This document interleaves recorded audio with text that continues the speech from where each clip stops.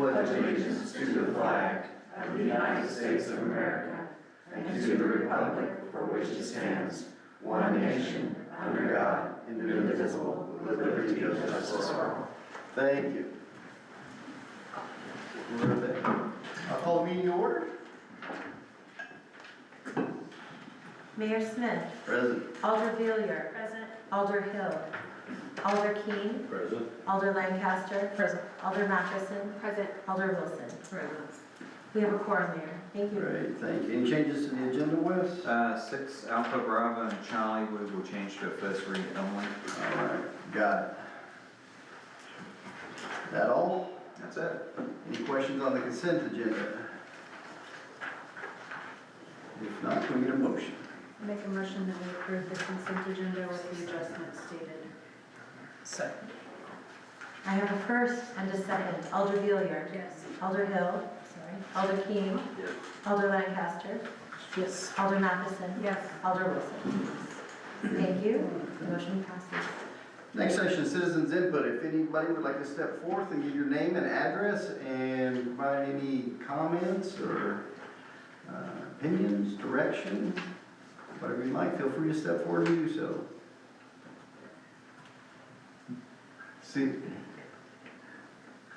See none, I'll close that section. All right, next item, project manager report. On the 94 Forest Main Lift Station, we closed the abandoned blank on our short-term financing last Wednesday.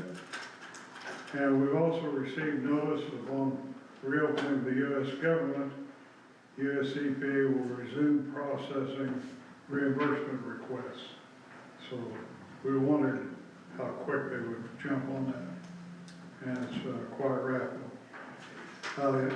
Young's General Contracting is proceeding with the completion of the required documents that are part of the bid package, and he's almost got those completed. On the Meadows, we had bid opening here on the 21st, which is Friday. I said results are not available at the time I wrote this, and that was true. But we had two bidders, J.D. Wallace and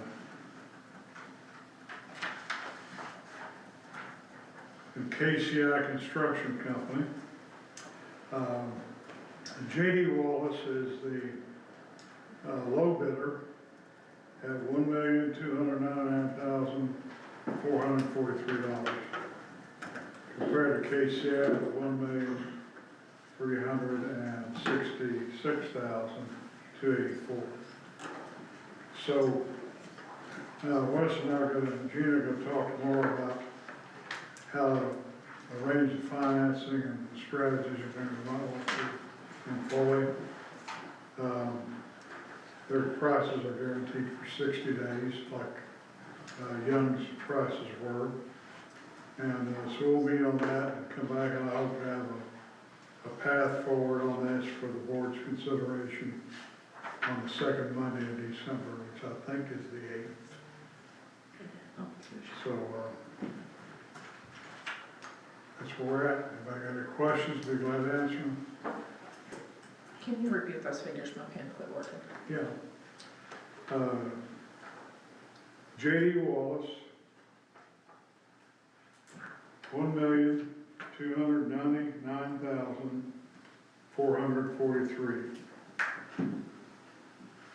KCI, $1,366,284. Thank you. That includes a base bid and an alternate. The alternate is to bore at the intersection of 103 and 101 Farm Roads. I'll discuss this with Wes tomorrow if we want to employ that alternate, or open cut it and let the phone ring off the hook. So that's a decision that has to be made. So that's something we'll talk about later once you guys come to a decision. Pardon? Is there some kind, are you inferring there's going to be some kind of controversy or problem? If you open cut 103 and 106 intersection, you've got school bus traffic, you got a lot of commuter traffic goes down 103 to Double E. So that's why I say phone may ring off the hook.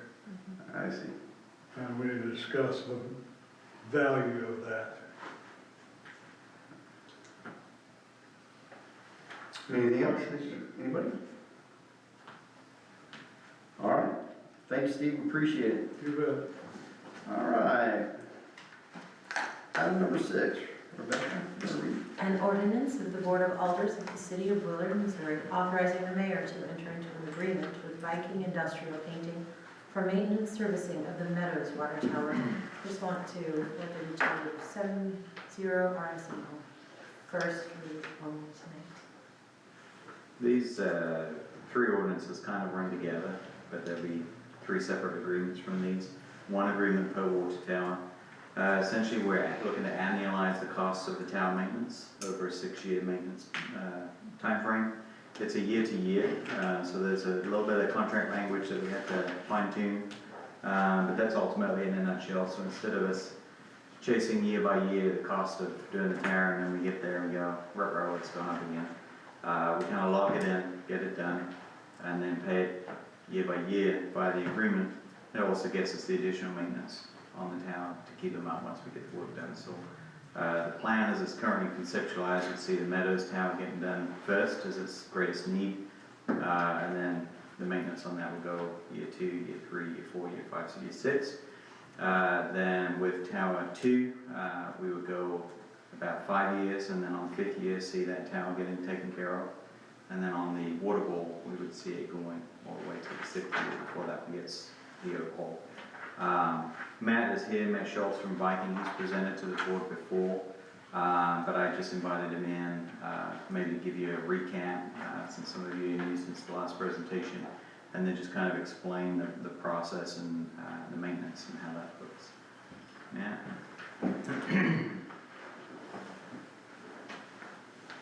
Hi, everybody. Matt Schultz with Viking Industrial Painting. I handed you the handout ahead of time there. I won't spend a ton of time going through it line by line. Like Wes said, we've done this before, and it kind of gets cumbersome and takes a lot of time. I know you have other things to take care of this evening. But I did want to skip and go over the pricing portion. Wes kind of touched upon that a little bit. You have that there in front of you. So the Meadows tank, you know, we're talking upwards of almost $600,000 that we're going to do all the work on the front end. So that will be completed next year. That's the interior wet, interior dry. So that tank, you actually access the roof and the stored water area by climbing through the center of the tower. So there's a little bit more area to maintain.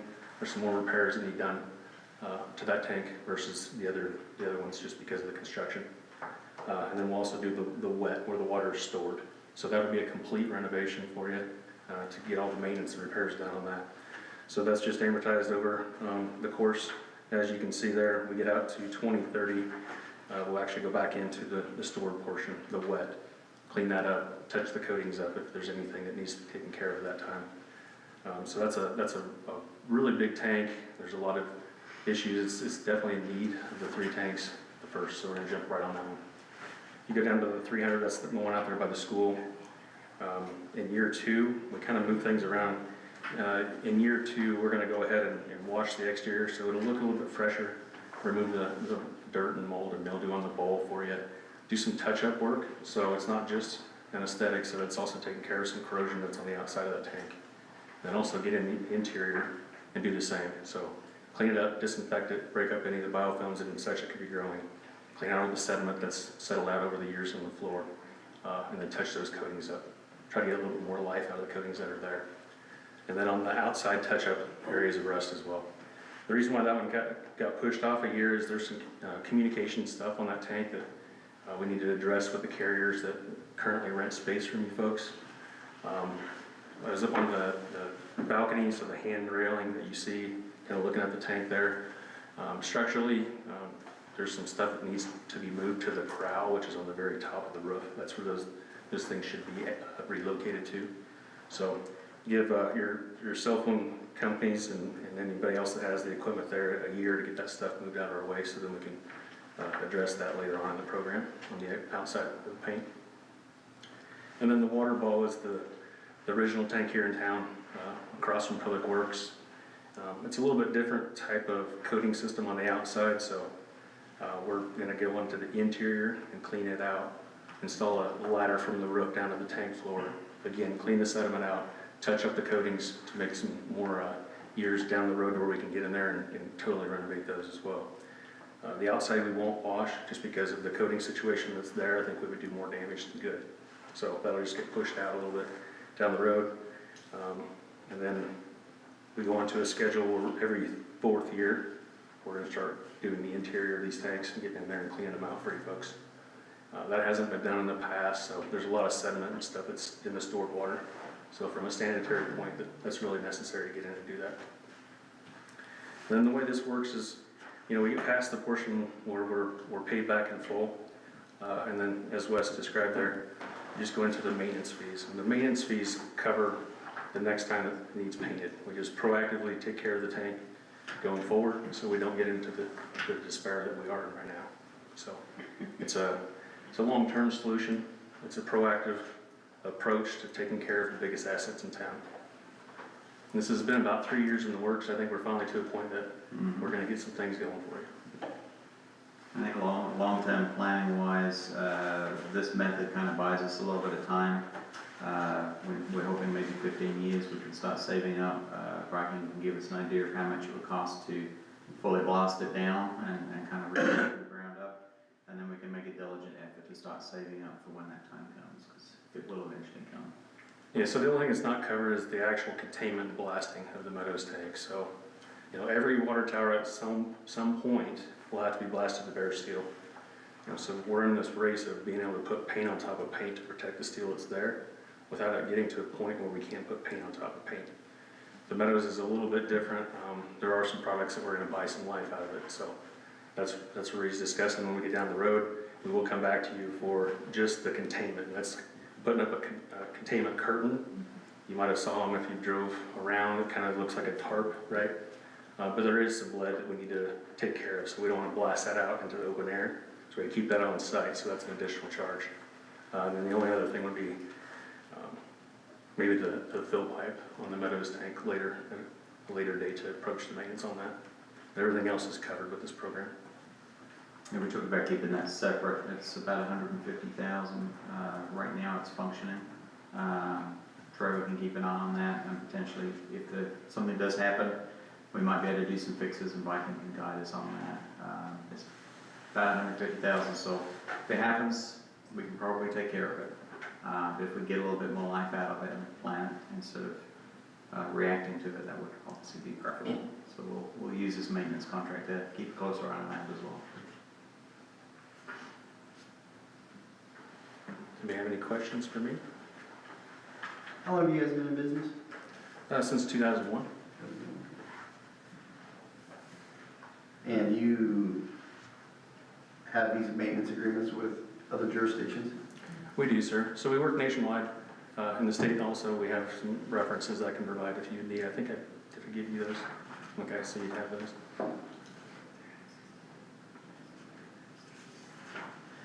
So once we get the 3 towers caught up, then do we go to basically a maintenance fee of about $75,000?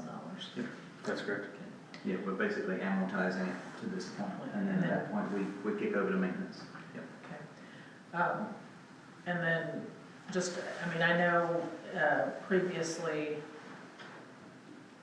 I think I was here as a citizen when you made a presentation, potentially.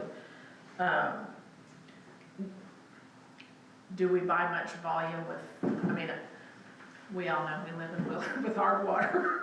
Do we buy much volume with the sediment clean out?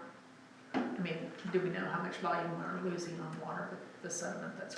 So you don't actually you'll not lose capacity. Okay. The sediment is kind of like a dust layer, if you will, down at the bottom of the tank. It settles out over time. I think probably the most sediment you have is in the school tank, and it's maybe upwards of maybe even an inch. Oh, okay. So you're not as losing a bad as- ton of capacity. Yeah, not as bad as what I. The problem is when that gets stirred up and it goes into your water lines, so it's a sanitary issue more than it is a capacity issue.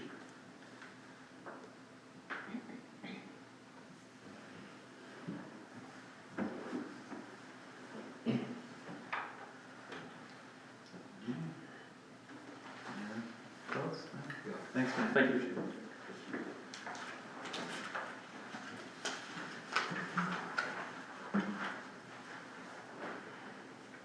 we want to vote on this now? I make a motion that we approve the ordinance as read. For the Meadows Tower. I'll specify.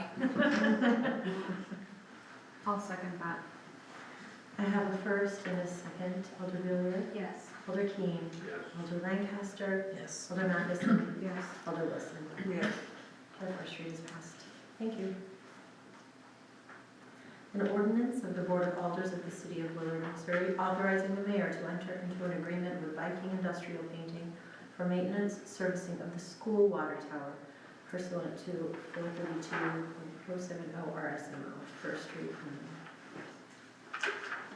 I'll make a motion that we approve the ordinance for the school water tower as read. Second. I have a first and a second. Alder Wheeler? Yes. Alder Keane? Yes. Alder Lancaster? Yes. Alder Matheson? Yes. Alder Wilson? Yes. That ordinance has passed. Thank you. An ordinance of the Board of Alders of the City of Willard, Missouri, authorizing the mayor to enter into an agreement with Viking Industrial Painting for maintenance servicing of the downtown water tower pursuant to 432.070 RSMO, first read only. I'll make a motion that we approve the ordinance for the downtown water tower as read. Second. I have a first and a second. Alder Wheeler? Yes. Alder Keane? Yes. Alder Lancaster? Yes. Alder Matheson? Yes. Alder Wilson? Yes. That ordinance is passed. First read. Thank you.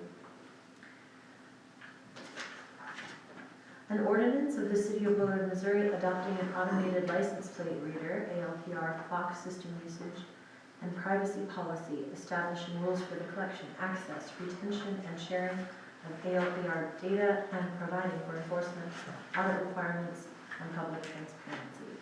Second read. So since the last discussion, a transparency portal has been created, which will be referenced in the last section of the policy, along with a location map, which more clearly shows where they're located. One of our officers, Corporal Steen, was able to use the GPS locations of the cameras, put it under a Google Maps layer, so that can be released to the public and they can look and see where they're at. So they'll be put on the permanent home on the city's police page for those that are curious along with the policy. And I'll work to get those up as quickly as possible after approval. No other updates on this item. I was wondering if we got an answer on her question last time about where they are, because again, after she pointed it out. I can show you on the map. Okay, because Yeah, I should go. I was looking at the one closer to my house, and like she said, it's not, it's pointing, I feel like it's pointing in the wrong direction.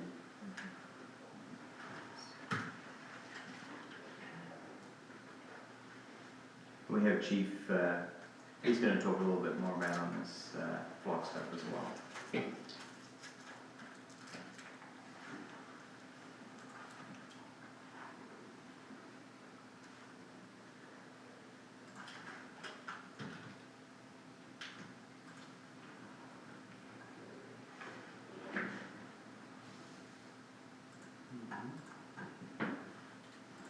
Apologies, I'll allow him to work on the computer now.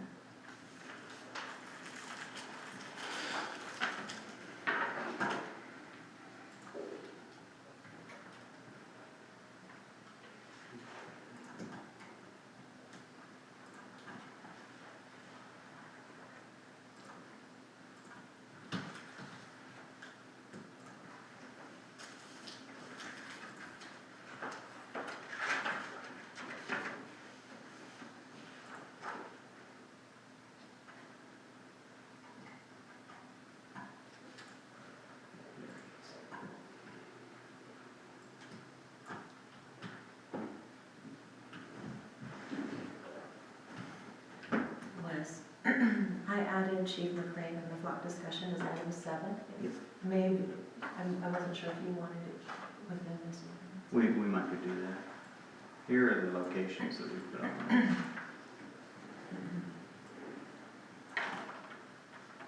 We talked about them as they were coming in and going out of town, so we put one here, one here, one here, Are these the ones that are live or not yet live? Some of them are not yet live. Okay. God, this is one of those 160 ones. But then we've got along the 160 corridor here. Roundabouts, as I understand, typical sites of leading scene of accidents.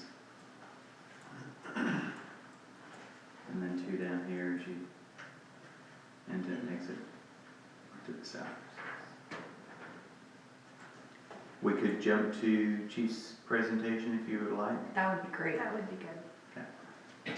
Chief? I understand.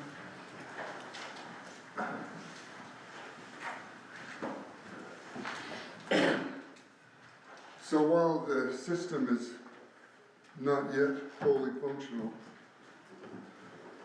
to date, we've been able to solve a road rage incident, interacting with both parties, and the primary aggression occurred outside our city limits. So we were limited in terms of what we could do enforcement-wise. We were able to confront the drivers on their driving behavior. And I think that was a win for Willard, but we wouldn't have been able to identify those particular vehicles were it not for Flock. There was a motor vehicle accident at US 160 and Miller Road where, as is often the case, there was a conflict in terms of what really happened. One of them saw it this way, and I think they were being sincere, and the other one saw it another way altogether, but it was on the live feed. And so we saw it and went back and watched it again and back again. And of course we could show it to them if necessary, if not, it wasn't. So it brought clarity to an accident that was minor. The SROs have asked us to help them identify an adult who was picking up some juveniles, and it was nefarious. We were able to identify what that was, and in fact it wasn't as nefarious as it was originally believed to be. I have mentioned on the news, raise your hand if you saw the news. KY3 covered our Flock system last week. Overwhelming response. I see, up in the auditorium, I see your hand up there. That coverage was very positive. While they did interview a young man who viewed it as an unjust invasion on public privacy, I think it would pay for you to just go to the internet and type in Willard Flock camera system, and it'll pop. 2.5 minutes, well worth your time, I think, especially as you consider if this is a tool. I say it's a game changer. It's like back in the 90s when DNA came out. It's like, holy smoke. This is a game changer. And when I first got here in 1993, Willard, Missouri relied on the mules terminal operators from Greene County. We didn't have our own terminal. So we, hey, could you run a check on so-and-so and such and such? And we'd have to drive in there and pick up those records and work with them. It was just incredibly ineffective. And so, we did what we had to do to get certified, trained to have our own mules terminal system. And we fell under the rules that every mules terminal operator, you can't just go in there and check on things without reason or cause. And if you dare to do it, you're subject to shutting the whole system down, and you go back to having to call out Greene County to run your records checks. So this I I see it as no different. And as far as the location, where these cameras are located, you know, listen, when I sat down with Flock representatives, I thought about the homicide, the double homicide in 2020. And I thought about their travel into and out of Willard more than, you know, they planned this for months. And we relied on the school system's surveillance system, and it was great. You know, it sealed the deal for us. But we also relied on private citizens' systems. And there's a very funny story. I will not tell it, but there was the private system lady said, well, so how far back are you gonna go? Well, I said, well, I've been only as far back as the date of the crime. She goes, oh, you know, good, she said. And we'll just leave it at that. But one of our own officers, as he was the morning of and while we were securing the scene for evidence configuration, and he realized, I've got a Ring camera, and he only lives a block away.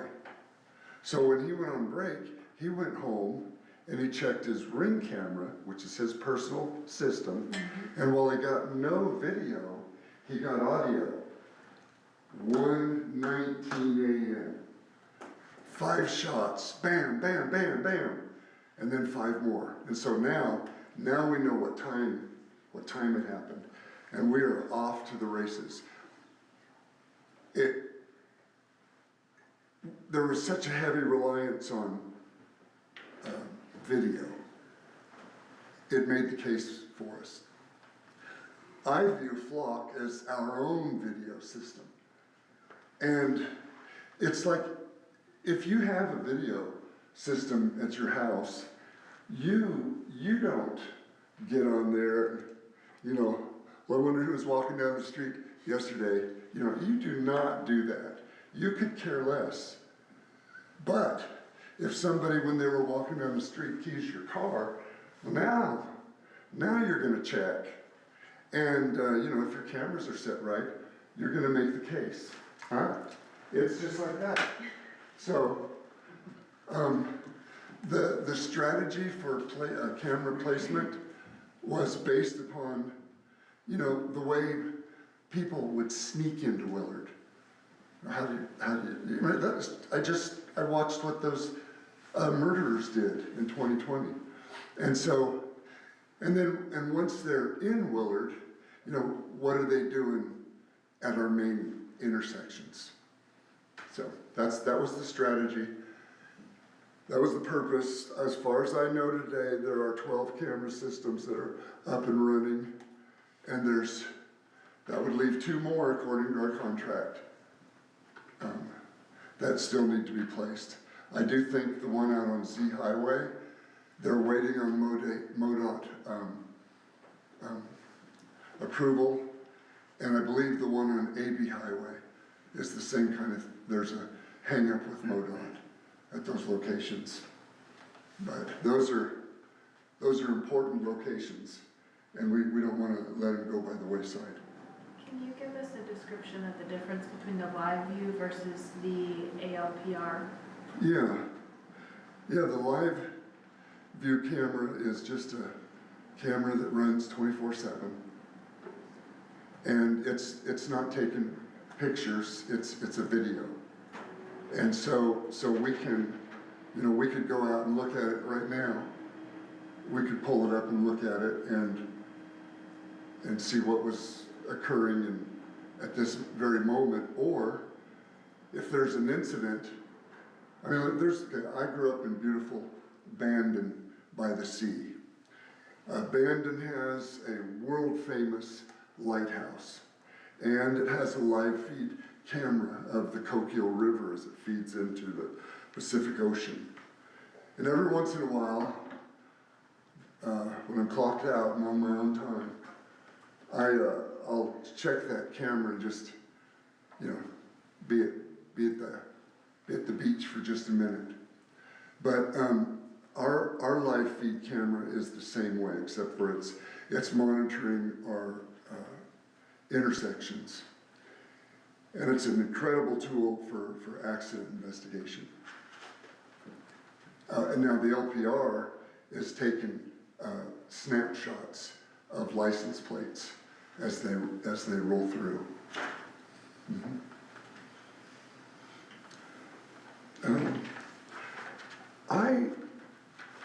So do we have the camera? I think some of the concerns that we had last week or 2 weeks ago, whenever it was, it appeared that like what was live at that time was like our intersections, and so it felt more invasive versus if we've got live coming into Willard now. I mean, more has come online since then, is what I'm hearing you say. Mhm.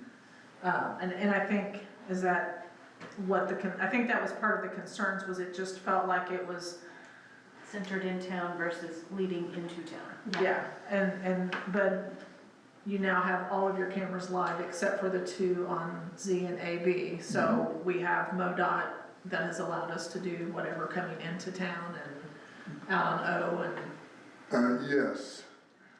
Could you, actually, could you pull up the O Highway one? It's red. I don't think that one's up. This is what Corporal Steen put together, not Flock. Right. So it's not going to tell us the permanent anymore. Yeah, it's a future. Yeah, that one's not up yet. So, So it's just the others haven't come online yet, Right. and we did ours first. I think was, It would Yeah, have local okay. permanent. Right. Yeah. I think that was what's. you're talking about installing, right? Yeah, the local, right. Those were the ones where they didn't have so many hoops to jump through for approval. MoDOT, you know, it's taken a little bit of time.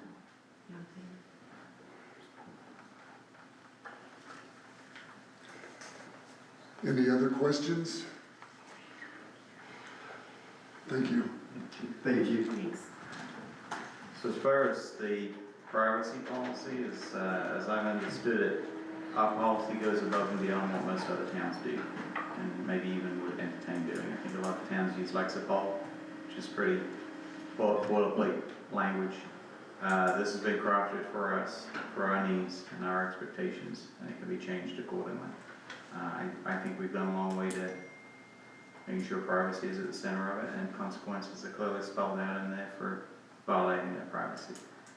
Police department is not looking for a tool to surveil. It's just a tool that if they have a need to go and look, and it's an investigative reason, then they will audit that. They have a little box they have to fill in while they're in there, and then they're able to go and look and see if they can find what they need. If not, that's old-fashioned police work.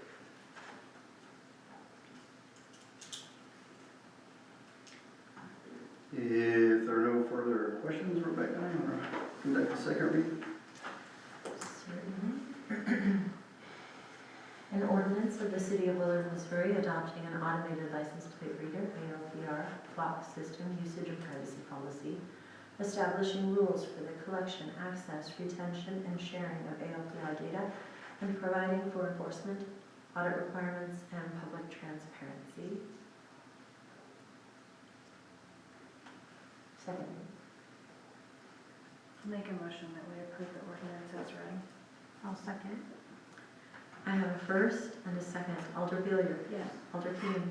Yes. Alder Lancaster. Yes. Alder Matheson. Yes. Alder Wilson. Yes. The motion and ordinance is passed. An ordinance of the Board of Alders of the City of Willard, Missouri, authorizing the mayor to extend the agreement with Premier Pyrotechnics. First and second read. Sam? Okay, this is regards to Freedom Fest fireworks.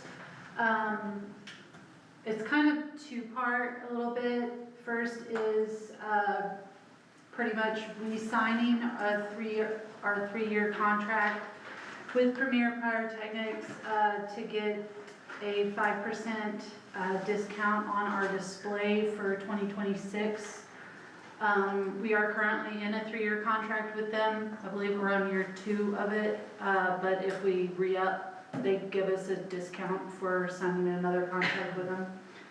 And then also, if this is something that we can get, if you guys are interested in paying for 2026 in 2025, they will give us an additional 15% off, or an additional 15% product was 15% off, for our 2026 display. The difference isn't huge, but I like the idea of paying early to maintain the maximum amount of discount or added products to our display if we pay it early. Maybe avoid price increases in the new year, as we all do. You know, there's increases in prices yearly, so, but if you have any questions? Do we have any paperwork to go on with this? Yeah. Do we what? Have any paperwork to go with Oh, it? paperwork. I mean, I have, sorry. I have like our 2025 display, and it kind of shows like how they do the discount on that, if you want to see that. I don't have the contract with me. I just have, Like the pricing, this, that type of well, this information? is just kind of this is their flyer, I guess, on the discount thing, if you want to see it. Is this something, Sam, that other companies have ever asked to provide services for, to give a competing bid, or? I am unaware of any competing bids this year, just because we are currently in a 3-year contract with them. I haven't been involved deep enough in the purchase of fireworks to know that. Jason didn't tell me. But we have been really happy with Premier That was gonna be my Pyrotechnics. second question. Yeah, oh, very happy with them. We get, I mean, I'm parks, so of course I'm gonna say my stuff's great, but I do hear from a lot of people that go to other small towns in the area and they say our display's pretty great. Yeah, no doubt, sugar. I just wanted to test the temperature to see if you guys were happy with them. Oh, yeah, they're great to work with.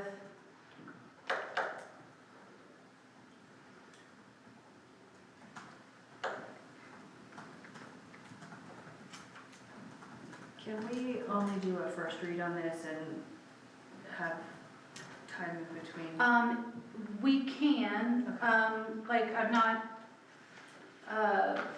They can on do that this flyer, year. there is a deadline of December 1st for the check to get the full 15% off discount. It also shows that there's a 12.5% discount in January. Yeah, so the discount diminishes, Yeah, but not a lot. yeah. And if we can re-up the contract with them, that's another 5%. So, Did that make it over to you, Joyce? no, but if I understand correctly, it's really not a 15% discount, they're just giving you 15% more product. So if the bill is $100,000, they're not giving you 15% off that, they're just giving you $115,000 worth of product. That's how they stated on there. Yeah. Yes, that's correct. So, So it's literally more bang for your buck. Literally. Officer, throw that woman out. I have no idea how much I was trying to avoid that.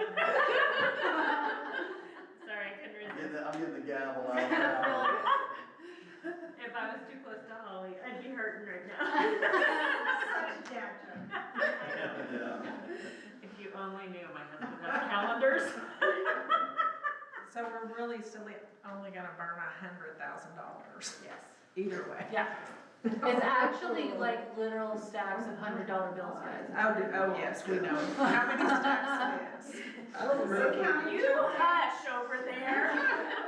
Sam, I don't remember if we talked about this last year, and maybe some of Jason recall, Wes might recall. Just from a business perspective, have we ever calculated our revenue from that event? I mean, we know. I don't, but that is something that I know Jason and I have dug into, like, with that one software we had, we kind of dug into like what the population of Willard was on Freedom Fest Day. And it's been such a. I'd like to see a spreadsheet, just, and I know it's gonna be an approximation, but you know, are we making money on that event? Are we losing money? I If we're will losing say- money, how much are we losing? Yeah, yeah. I'd like to have a ballpark figure. I mean, I know that the attendance, I don't remember exact numbers, I mean, so I don't, this is just speaking anecdotally, but, I know the attendance has increased to about 11,500 to 12,500 people in the park. Yeah. From as far back as the data goes, it was around like 7,000. And that's in the past 5 years that I've been doing this, excluding 2020, everybody. 2020 was, Yeah. we can all. I mean, if we could just look at vendors and Wes could work some magic to see if there's any bump in sales tax rates or Yeah, just to see kind of what the environment looks like, the Yeah. landscape looks like, and whether or not we're doing good on it, or are we really losing money, a lot of money, or just a little money maybe? yeah. I'd like to Well, have an idea. if you want, I can hunt up those things, because I know we kind of, I remember us looking into that. I just don't remember how deep we went with it, so, Yeah, that'd be great. yeah. Thank you. Can we table this? Can we make a motion that we table this then till our next meeting? We just, or just do the first reading, pull off on the second, until because we can talk about it more before the second reading. Okay. We can do If that's acceptable, or I table. mean, you guys only need a contract to consider before you're ready. Yeah, to do there's- So it. you can't, the contract has to be signed by December 1st. See, I don't have a flyer in front, I don't know if it says It that just on says there. payment in full by December 1st. I think that's just for that discount. I think on the other, on just the 5% for extending the contract, I think that's through the end of the year. Yeah, because it doesn't say a date, Yeah. so by the 31st. I believe so, Okay. yeah. So there's no rush on the contract part of it, it's just if you want how much discount you want, or how much of the additional product, All of it? yeah. Always. Same, and I like paying ahead, I like working ahead. So, And we are in November, so it's really, there's some time to negotiate. I'm gonna make a motion that we table this until we get a little bit more in the way of paperwork and contractual information. I would second that motion. Postpone.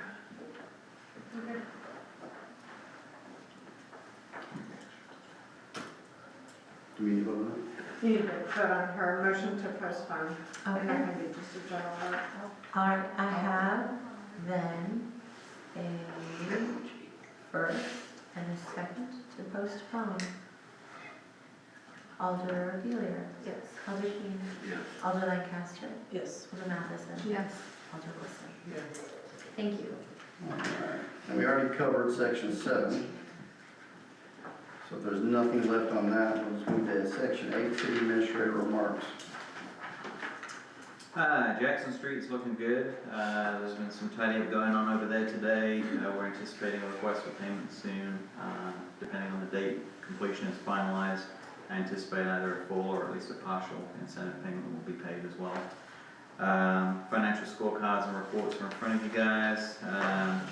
These are point in time. I understand since I made these, there was a transfer sent to Parks. They're still within budgeted transfer amount. CFO wasn't able to provide a detailed explanation on the water sewer piece. We understand some adjustments have been made as we've moved the 94 off to next year. So Gino's reviewing those financials as she works on the rate calculations. We anticipate more detail on that shortly. The position control report, you guys asked me to kind of dig in on that a little bit. We're working on, it's a report I used to use before, I called it PCR report. Lists every position, salary, hire date, exit date, amount of time it's been empty, things like that. As part of building that, we've looked through the budgeted positions with anticipated salary expenses we have coming up, freezing the 12th police department position for the time being. We believe that we will be able to easily increase our part-time maintenance tech in public works to a full-time position and add a new second maintenance tech, which will give you a fleet of 3, and then your maintenance supervisor you have. For streets? For streets. Yeah. Trevor was concerned that adding any more than that might be a little too much, so that should present a just enough approach and also allow public works to support parks operations with certain projects as well. So that's what we'll be presenting in the tweaked budget in the hearing. Just want to give you an update on that. As part of looking for a good spot to put our privacy policy and the block map, our website still needs a little TLC. We've got, I think I wound up just summarizing my count. I found 200 plus pages as I was looking through that thing, and I think I quit counting at that point. There's a lot of pages, just redundant, stale, a lot of it transferred over from the old website, which is fair enough. Website's a place people go to do stuff, not hunt. That's what the forests are for. So we're going to try and work on it next year as far as citizen-centric and relocating things to where they belong. We'll start with the utilities page because obviously that's the most likely place people are going to go. So we'll have a residence tab instead of all these myriad tabs of things. Police department will be fairly simple fix, so I'll do that fairly quickly as part of getting this policy online. But I just want to let you know that's something we're going to be working towards. We had came across my desk, grants for eligible small business owners. Applications are kicking off November 29th. We shared that with the chamber, but if you have any local businesses that ask, we have some information on this through Amex. Sounds like it could be quite nice. Initial $5 million to grant 250 grants of $20,000 to each eligible small business across America. So might help someone get a project done later than not. So if we had a small business here in town that worked on sewage and water treatment, and maybe apply for small business grants for some pipes and. We need about 250 of them, and then pool the ground, I guess. In case anybody wants to start a business. We had IMS meeting today. They were the folks that we contracted with to do our road survey. Kind of depressing news there. We're about $8 million in deferred maintenance on our road network. So we're going to have to find a way to put some money aside for that. We are planning on putting 500,000 in the pot next year. We're tweaking the numbers. It looks like we'd be looking at about 400 to 500 to start, and then a 5 to 15% annual escalation to get us kind of caught up in a good place. Our road quality network score is reasonable. Our backlog is high. That's where it gets you. Backlog is roads that are poor to very poor. PCI index of 40 or less. We are at about a 65, 66 was it? Or 62? 64. They changed a couple of numbers on it. Yeah. The critical one for us is the backlog.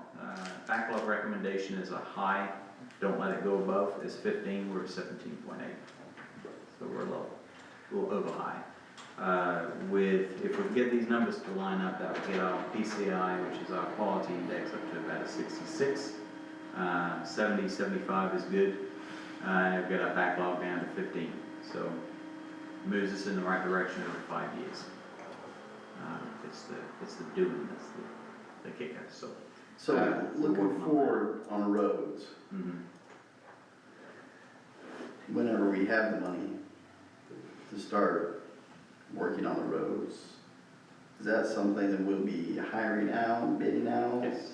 Yeah, we're not going to be able to do a lot of that in-house. Yeah, I was thinking of that most recent scenario. And yeah, and we really need to use, we paid for the study to be done, we really need to use that to drive our road decisions. And then the study's good for 5 years, and then we would have them come out, assess our progress, and look for anything that might have got a little more deterioration than expected. They do come out, they drive every road mile, and then they drive with a little trailer that thumps the road, checks the deflection underneath the road, kind of assesses the core. The core is what counts on a road. You can resurface all day long if the core is good. Once you need a core rebuild, obviously the only way to get it is to take everything off it. Those are expensive. So Trevor made a comment the other day in our morning meeting, and he talked about Mark Street being on a bed of clay. Do we have, and I'm assuming that that is bad, Yeah, you're not supposed to put them just straight on the dirt. and It's status quo around here. that was my second question. Do we have any on a idea? bed of clay? You can tell a lot of those neighborhoods, you can tell by the settling. If you had to, and maybe if you don't have a number, don't give me a number. So are 50, 70, 80, 90% of Willard's roads built on clay? The ones I find the most, I mean, it'd be hard to put a number on it, but like Old Willard, everything the old behind neighborhoods. Murphin's, all that, well, Apple Market now, everything behind there. It's still Murphy's. That whole area is primarily, you know, kind of little ones like, you know, back here on King Street, like I know that whole street's clay, because we've done so many patches back there, but King Dennis, all that. So those are gonna have to be like completely Yeah, done from the bottom up. like, just like we did Mark Street, yeah, all the way down, you know, dig it down, put a base rock in, you know, and then asphalt on top, so. Yeah, a lot of money and time. I can't, some of you that have lived in Willard longer than me, I'm trying to remember the last time I saw a road in Willard being redone.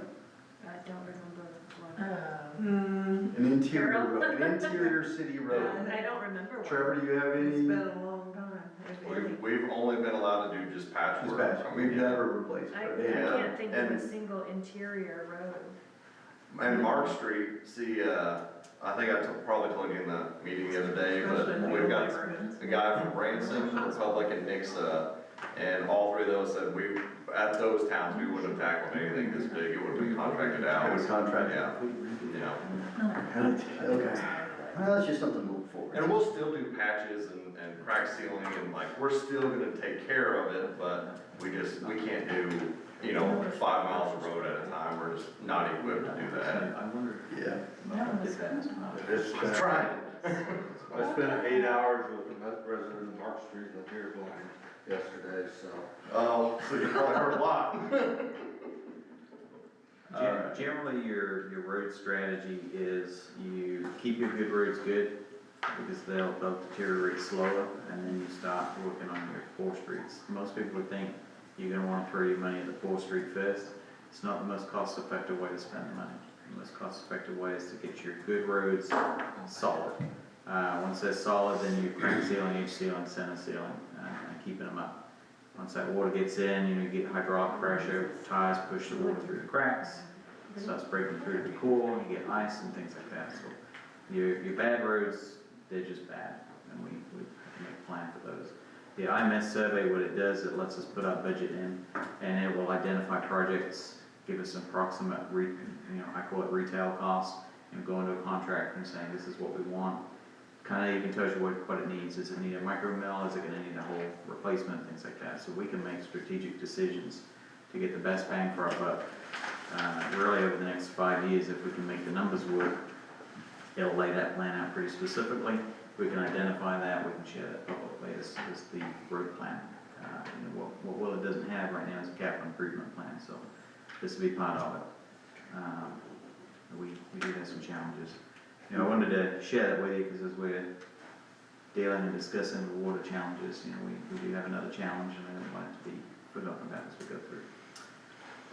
Reminder about December the 8th. I would recommend eating well before you come because it's probably going to be a little bumpy. We're going to have our public hearing, budget discussions, and we've got considerable work there.